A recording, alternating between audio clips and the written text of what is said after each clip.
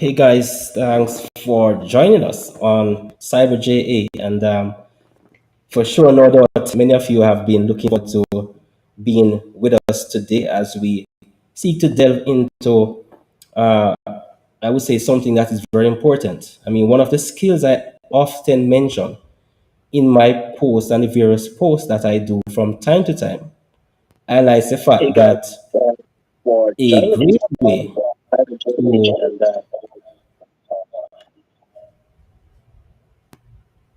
let me adjust that feedback.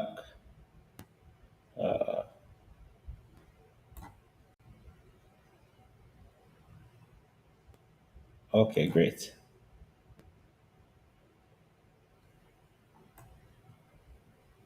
Okay, awesome.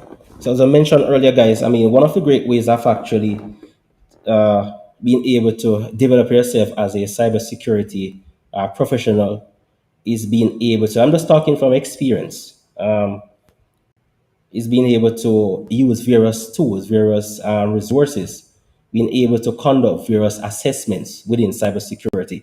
This is an awesome way for you to actually, as they would say, get your hands dirty in terms of building that practical experience. And oftentimes, this is one of the, I mean, drawbacks to many of us in terms of actually getting that job that we desire, not having that experience. But the good thing is that there are so many avenues, there are so many tools, there are so many platforms that you can actually use to develop your skill sets as is required by various organizations. So, and there are so many assessments that you can actually use to develop your skills. We're talking about ransomware readiness assessment, information security risk assessment, compliance assessment, just to name a few. There are so many compliance requirements that actually provides that avenue, various platforms that you can use to develop your skill set.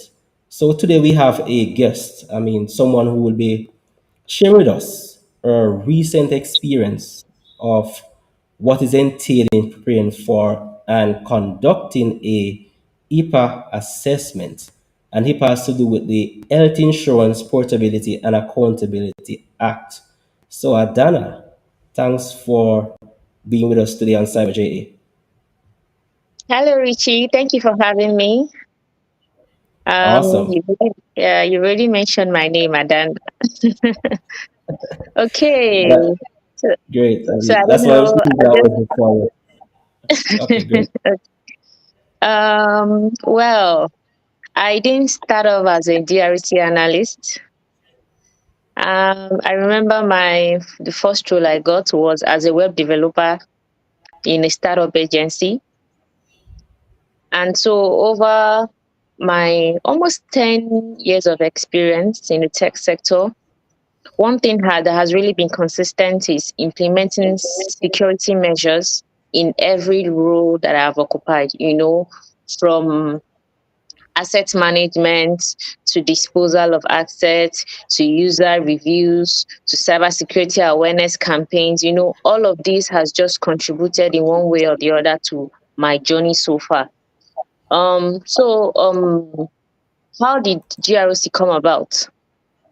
Most times we talk about the penetration testing, we talk about the hardcore part of cybersecurity, but we don't really focus on the assessment part because you can have all those things in place and still fail. That's the truth. When you don't have all these assessments, you don't have the analysis in place.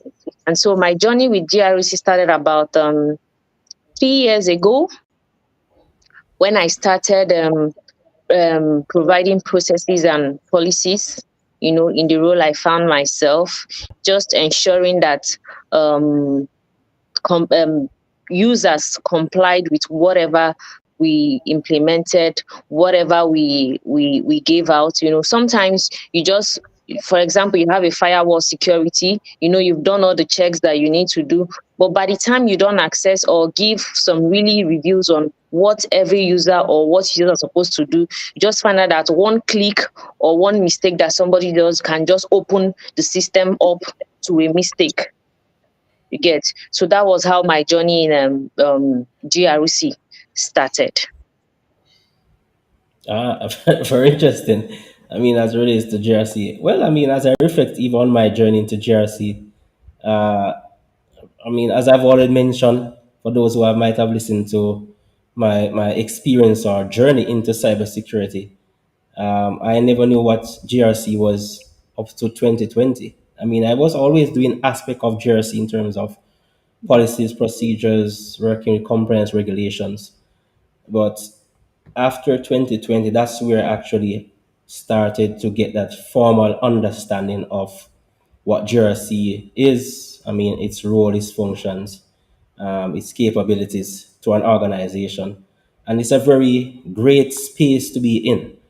It's I would normally see GRC as that glue that creates that synergy among all the Mm, various departments and elements within the organization that makes the true, organization true. work together to achieve its overall objective. So you recently made a post on LinkedIn that's Yes. to you practically doing a HIPAA assessment as was required by an organization. And that actually drew my attention. I immediately started to ask myself a number of questions in terms of what was it like? I mean, how did you actually prepare for this assessment? So could you take us along that journey in terms of the preparation that went into doing this assessment, just for people to really get get an understanding of all that is involved and how you were able to actually provide that last assessment report to this organization. Okay. Before we really get into deep into the assessment, over my study in the GRC role and all that, I've come to understand that the difference between an organization that survived an attack and the one that did not survive is preparedness. At every point in time, you need to be prepared. You need to be organized. You need to be ready. So it's not a thing of just setting security measures and just leaving it like that. You get. Even the religious books says um, an attack will come, an evil will come. You know, so you always need to be prepared at every point in time. So it's not enough to just set up some technical things in place and just let it go like that. No. The day of the attack, is your system ready? Is your organization ready? So for the HIPAA assessment I currently conducted, I know most of this. One of the things some of this I'm going to say is not in the books. Like as I talked with you, Richard, earlier before we started, I said sometimes it's not cybersecurity is not to attain perfection. Is to Exactly. be able to open up and see the mistakes, the faults in the system. So one of the first things I did when I was called for this assessment is to involve the stakeholders. Trust me, if you're doing anything that has to do with cybersecurity or you're doing anything that has to do with assessment, risk analysis, and all that, and you don't involve the stakeholders, you get to a point and your results are just futile. It won't amount to anything. So I always ensure that my stakeholders are involved. In fact, sometimes I don't just call up a meeting to discuss it. You need to practically sign a document. I have a document that I ensure that is signed. You need to sign that document so that when we get to a breach or there's an issue, I'll come back and there's no back and forth of what are you doing, all those questions. We get straight to the point and sort out the issue. So I always ensure that the stakeholders are involved before we start carrying out any assessment. Then secondly, also need to understand that assess the risk assessment, the assessment, whatever assessment you're conducting, everybody needs to be involved. It's not a thing of just IT, it's only for IT, it's only for this group of people. No, everybody needs to be involved because at every point in time, there's a question or there's a something that will come up that a resource from your own section is needed. So everybody needs to be involved in whatever you're going to be doing. And the goal of assessment is not to find a fault in the individual. I'm trying to look for a fault in the system. I'm trying to look for a lag in the system. I'm trying to look for issues. You get, it's not all about you. So that when I ask for an information and it's not properly done, you're able to tell me the truth, so that we'll find out how we can help the business last. We find out how we can ensure that this system is working. We find out how we can ensure that this process is effective. So, you need to try and tell the people that are going to be involved that, see, I'm not trying to cost you your job. I'm just trying to look for means in the system. And you need to do it in a very friendly way, because sometimes you go for risk assessment and you're asking a particular question. Nobody wants to bring out the information. They don't want to say, okay, give you this and all that, because it's a lag on their own part. But it's not an individual thing, it's a system thing. So that is, I always ensure that these things are always involved. And then, for this assessment, I try to divide it into 3 sections: the administrative section, the technical section, the physical section, and then the organization as a whole. Because when you talk about the administrative section, I'm talking about the admin section. I'm talking about, okay, for the records, what are the processes involved? What are the policies involved? You get, how do your files move? How do your records move? When you come to the technical section, okay, that's what I can go back to the IT team. You have a firewall in place. What encryption system are you using? If a breach happens now, what steps are you going to take? Do you have all those things in place? When you come to the physical part, are there alarm systems in place? Is there a place where Dr. A is not supposed to enter and Dr. B finds himself there? Is there any special physical access I need to get before I get this particular thing? And for each of all these sections, you need to provide a personnel that is going to work with you before this assessment is going to be done. You know why I'm trying to say all this? I'm saying all this because, trust me, when you start the assessment, you don't really want one little issue taking you behind. If you've prepared to do this assessment for 2 months, ensure that within those 2 months, your focus is on the assessment, so that you're not going back and forth asking unnecessary questions. You're not going back and forth asking for things that are not needed. So if we're using the 2 months for the HIPAA assessment, we know we're using it for the HIPAA assessment.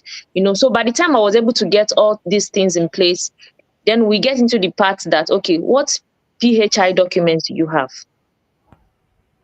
What is available? Are they sensitive? Are they confidential? We needed to gather all those things.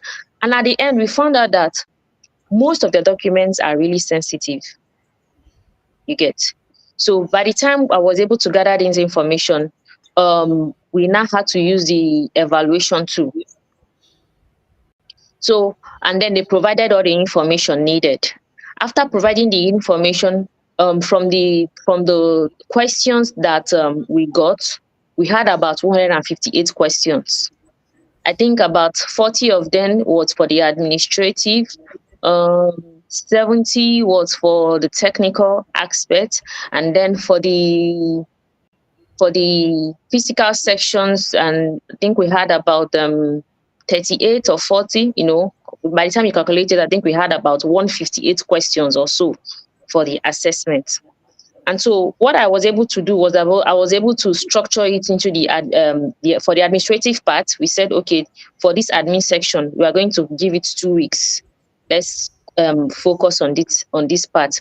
And then at every point in time, some of the questions were not all yes. There are some that you needed to attach a document. There are some that we started the processes, but look at where we are, look at what is stopping us, look at what is holding us. There are some of them that we are not even implementing at all. Then when we got to the technical section, I invited the IT team, look at what we have, look at what we're supposed to do, look at the plans we have, look at what we're expected to do. That just helps you streamline, and that just helps you plan at every point in time. Now, we had a gap somewhere. When we had that gap, I had to go back to the stakeholders. And because I had already had a prior meeting with them, it was easy to get the resources that we needed to complete the assessment within the stated time. And that time, by the time we got to the physical section and all that, so the assessment was concluded even before the few months we completed the assessment, and then Richie, let me tell you this. One thing we found out after we did the assessment, there was no, if the company had experienced a breach at that time, there was no plan in place to handle the breach if there was an attack at that particular time. So the assessment was able to expose us that, okay, you need to do a randomness readiness assessment and provide a plan in space in case there was another breach. Wow, can you imagine? Yes. But before you actually get to that, though, you mentioned something very important, and even the fact that you might be able to execute an assessment. I mean, theoretically, that is. How do you, when you compare, for example, that theoretical process of doing an assessment, for example, an HIPAA assessment, I think one of the key things is being able to understand what the act is and the requirements of the act. That's one. But taking that act and then being able to align that with the organization, how easy was it? I mean, what was the value of communication in all of this? I mean, you might, for example, there are people who are brilliant at technically getting things done A plus B using various tools. They are brilliant. But you made something very important, is the fact that you had to meet with stakeholders, you had to have those meetings and preparation. So, what was the Yes. value of communication? What are some of those challenges that you would have experienced? As no doubt, these assessments are not easy, depending on the Yes. people and the department and the environments and the nature of the business that you are dealing with. Okay. As technical people, will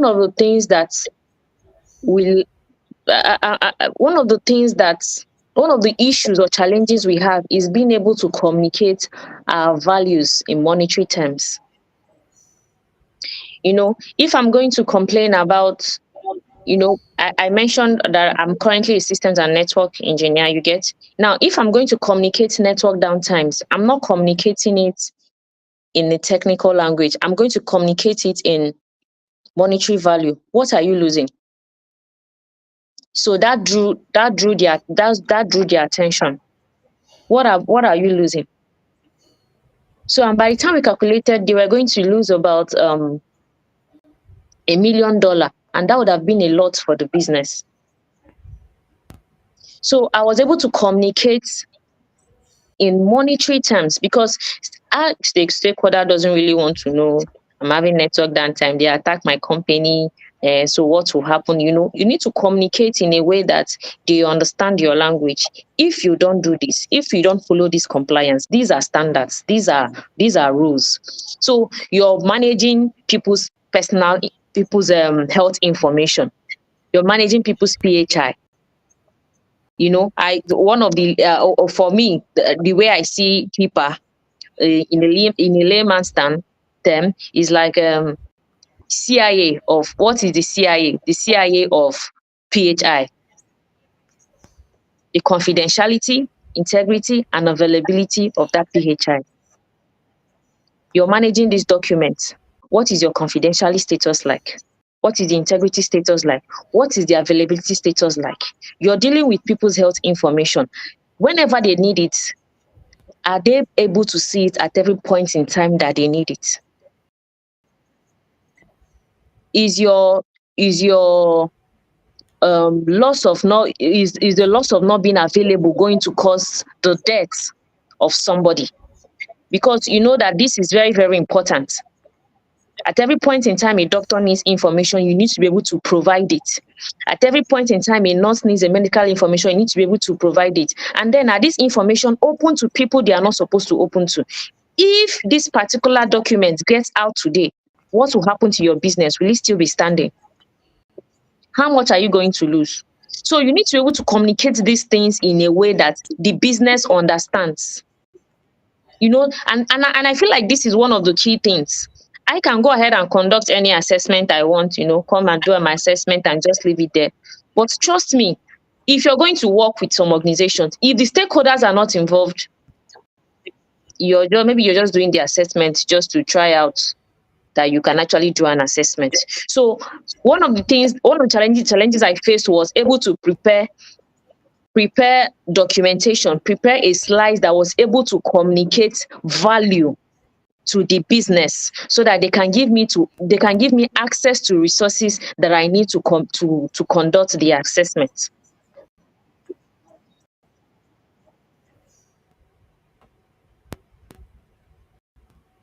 Hello? Hello, can you hear me? Sure. Yeah. Yes, I'm here. There was a slight glitch. Yes, I Okay. think there was a slight bridge here. Yes. Okay. No, no, sure. You can go ahead. Okay.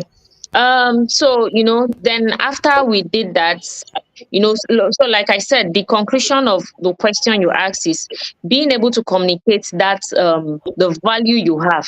What is the value of the assessment? Are you just trying to do a risk assessment? Being able to communicate it in a way that if it is not done, the business is going to lose value. The business is going to lose money. If possible, reputation.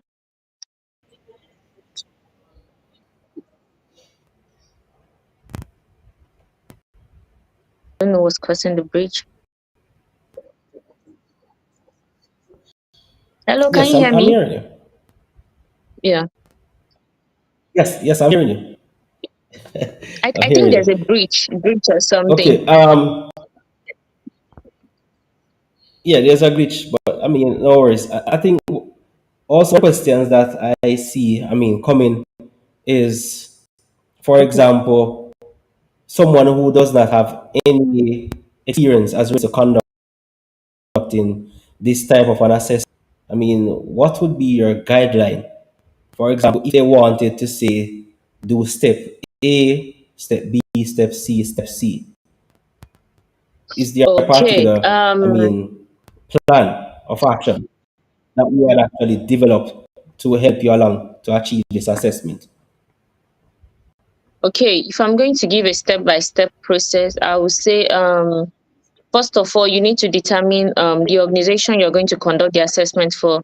Determine what kind of PHI they have. What health information do they have access to? And if possible, try and classify it. I think that will also help. Are they very sensitive? Are they confidential? Is this something that the company can let go? So that will help. Then after doing that, you need to also assess their security measure. Try and understand the current security measure of the organization. I think that will also help because that will also give you a leverage to be able to understand, okay, where are they really in terms of security measures. And then you need to identify the likelihood of a threat.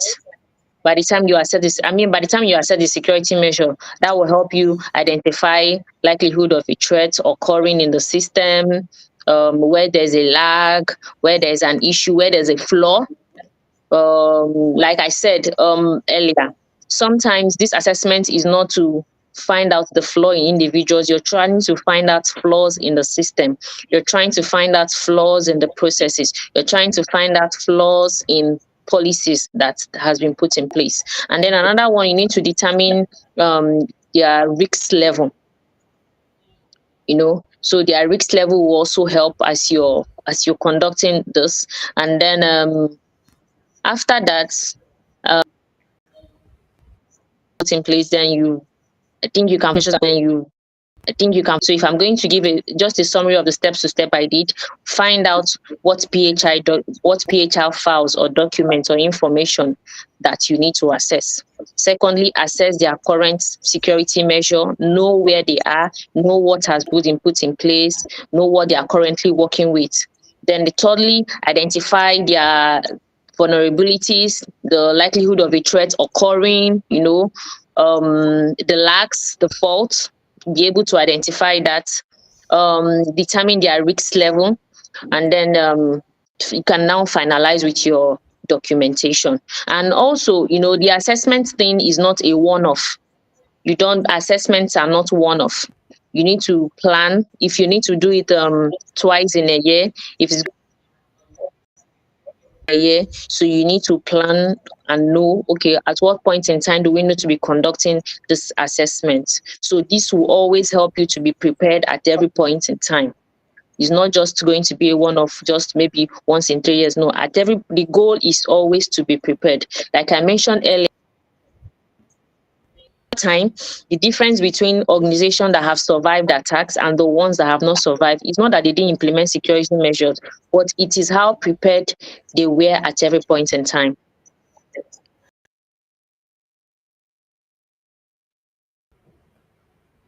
Sure.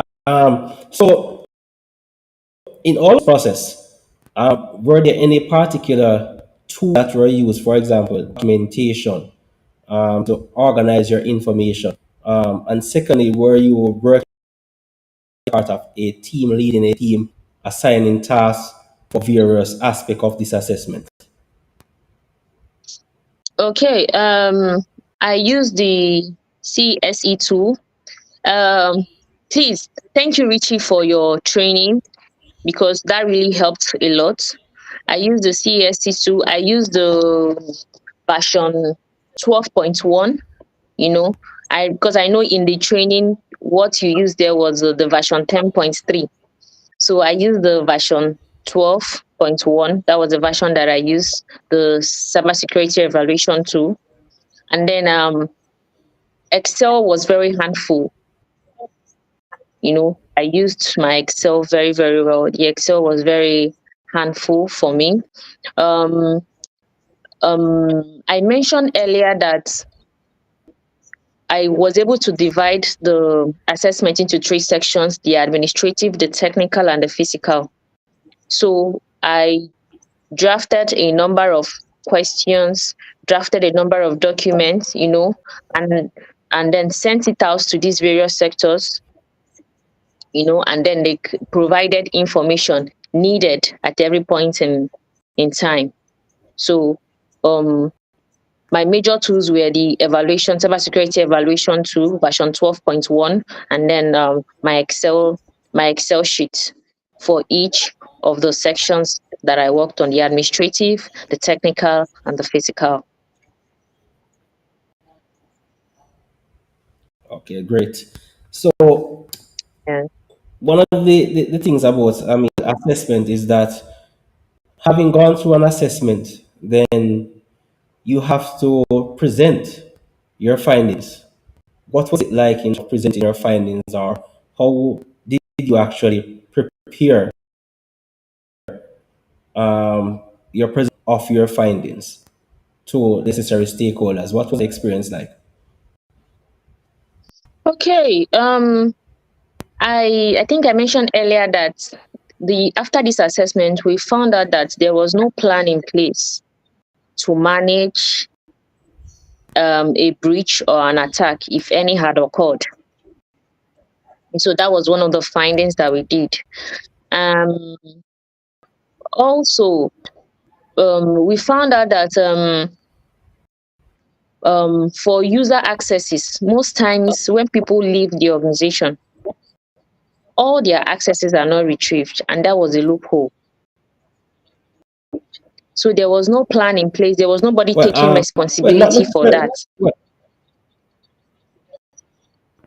Well, not necessarily to get into maybe the intricacies of the actual, findings, but rather to, what your experience like in terms of preparing that end report or presenting that report to the necessary stakeholders. What was it like in terms of presenting your findings? In terms of Okay. how did you organize that Okay. presentation? Did you for example go and say, oh, I find 10 vulnerabilities, you had XYZ, or was it a case of dollars and cents, or these are the controls that you need to have in place, and what was your reception of presenting to them? Okay. Since my presentation with them was, I think they were quite expectant. you know, because from the beginning I have involved them. So they were quite expectant to see the lacks in the system, the lacks in the processes you get. And so after a list of findings were done, a list of lacks were discussed and all that, they were open to be able to, you know, embrace the suggestions that I gave, after the findings, suggestions that I gave, what is expected of the business, what they need to do. Like I mentioned earlier, one of the major findings was that there was no readiness. If there was a breach or an attack, there was no plan in place to curtail it. I think that was like the highlight for them. So what's going to happen to our business if there's an attack and all that?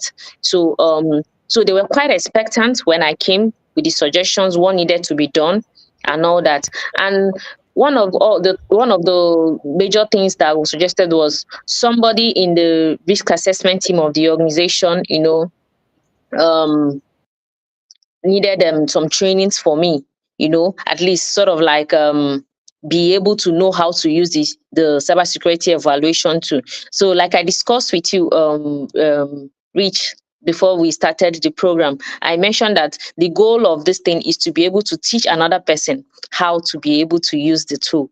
The goal of it is to be able to pass the knowledge. The goal is to be able to allow another person be able to do it. So um, it was quite an interesting time presenting. One of the suggestions, like I said, the suggestions they gave is that I'm going to come back and train the risk assessment team on how to use the CAST tool.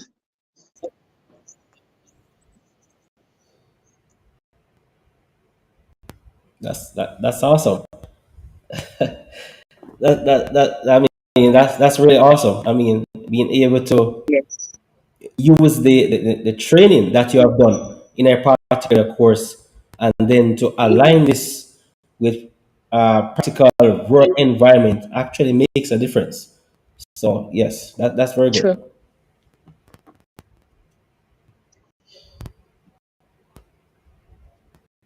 Okay, I mean, great. So I mean, what are your future plans in terms of, do you see yourself actually building and growing more into GRC versus on the technical side?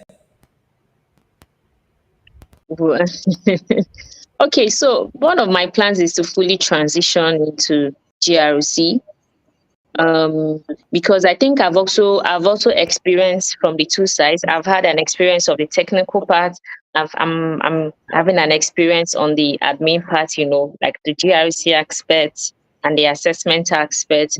So I hopefully in the next few years I should be able to transition fully, since I've experienced both sides. And like I said earlier, it's easier to be on the technical side. It's easier to be able to put on your firewalls, your encryption and all that. But the truth is that if some compliance, if are not put in places of standards are not followed, the day of the attack, the day of the breach, all those things can just come crumbling. I remember one of the sayings, I can't remember who said that. He said, um, the problem is not if you will be attacked. The problem is when are you going to be attacked? So at the time of that attack, are you prepared?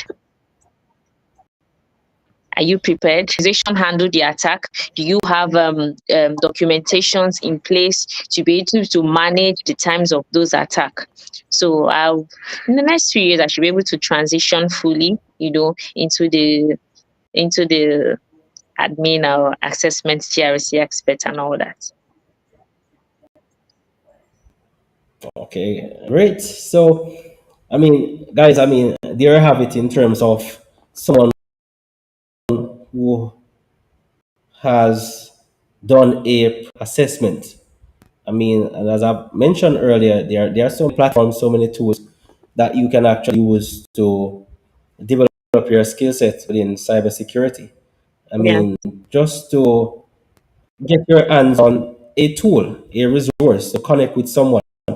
For example, in this case, Adanna, just to work with her to get additional insights into having that practical experience that you can actually use to Yes. showcase your skills, your abilities to provide for various organizations. So, what would you say is that key to a successful assessment? Key to the HIPAA assessment being successful? Um, I think for me, one of the things that made it successful is teamwork. Teamwork. I was able to get everybody's input because everybody's input is actually needed for a successful assessment. You know, from the stakeholders to the C levels to the maybe an IT support person to the doctors to the nurses to the lab to the technicians. Everybody's is actually very, because each and every one of them have handled a health information, of a patient. So everybody's input is actually needed to have a successful assessment. Um, and also, since we're on this platform, I really wanted to just put this out there. Sometimes one of the issues we have with cybersecurity is somebody's getting a role, you're trying to look for a role in cybersecurity and all that. If you have an opportunity, be it in IT support, if you have an opportunity in auditing, if you get a role, I think you can take it. Don't always wait for the perfect time to get the job. One of the reasons that GRC has been kind of, um, will I call it easy for me, is because from the technical aspect, if you ask me to go to where I will see the loopholes, I know where to see the loopholes because I'm from the technical aspect. I don't know if you get what I'm trying to say. It's like I know if I need to get something, I Definitely. know where to find out to see the loopholes. Yes. So, or don't always wait for the perfect time or you're waiting for the perfect role. If you get a role in IT support, you get a role, any other menial role that you get, or any role that you think we are the ones that think they are not in connection to, but as you keep on doing your working on that role, you find out that, okay, so I can actually implement this thing here. I can actually do this here. I can actually do this here. I can actually do this here. One of the major jobs that I did when I started off with cybersecurity is asset management, disposal of assets. And you think that asset management is just you giving out your computer, your system, but it's way much more than that, especially when you have sensitive information in it. You need to know how to be able to dispose it and work on it very well. So, I I just wanted mean, to just put that in yeah. presentation. Yeah, that's a very important point you have actually mentioned, and I actually share that experience a lot with many people. That getting to where you want is not always a perfect journey. It's a matter of actually Exactly. getting in the door, as they would say, with True. just about any role possible to help you to develop experience to navigate to the areas that you have True. mentioned, and not to mention about asset management. I mean, that is something that I do not even like thinking about based on my past experiences. I mean, that in of itself has so many benefits Yes. in terms of True. learning and developing your skills in terms of allocation, I mean, disposal, maintaining. I mean, there are so many things that are Exactly. involved from a Many security things. perspective Yes. when it comes down to asset management. There's so many depth of knowledge that you can actually acquire to build your security skills. Yes. Okay, great. Any final Thank words, final thoughts that you want to share? um yes, I just want to say thank you, Richie. Um you know um sometimes we always look for courses that are perfect, sort of. But this course was really hands-on for me. It's something that it wasn't just getting the certificate, but being able to implement it. That is one thing. I can talk about the challenges I've had in the HIPAA assessment. I can talk about the mistakes that were made, and subsequently in the next assessment it's not going to be like that. So the you were really, I don't want to use the word vulnerable, but I think it's just, is the goal is not to attain perfection. I don't know if you get what I'm trying to say. The goal is not to attain perfection. I think that was why I didn't even know that putting out on LinkedIn there was going to call your attention. I just wanted to say thank you for the course and all that. But the course was in fact, I recommended it to a whole lot of people. Imagine me finishing HIPAA assessments and they are telling me to come and train some of their risk assessment team on how to be able to use it too. So that's like, I'm obviously going to the training to them. Can you imagine? I really appreciate the feedback. I mean, at times Yeah, you put things out there, but you really don't know the breadth and depth true. or to where your value would actually extend. That's why I often say people to use up these platforms to showcase your skills. Do not wait for that perfect True. moment or that perfect opportunity Moment. to actually share your skill set. Um, being involved in various podcasts, volunteering. I mean, just getting yourself involved will definitely help you Involved. to develop Yes. that level of Help. experience that you True. need. Yeah. So it's all about value, building value, giving value to organization. All right. So guys, I mean, Thank there we you. have it. I mean, we have Adanna William. I mean, take the time to share with us her experience, her journey, into cybersecurity. I mean, no doubt she has a wealth of other information to share with us at some other point in time. But I mean, no doubt you would have at least get an understanding, an high level overview of what is involved when doing an HIPAA assessment, not just about any assessment, those fundamental principles.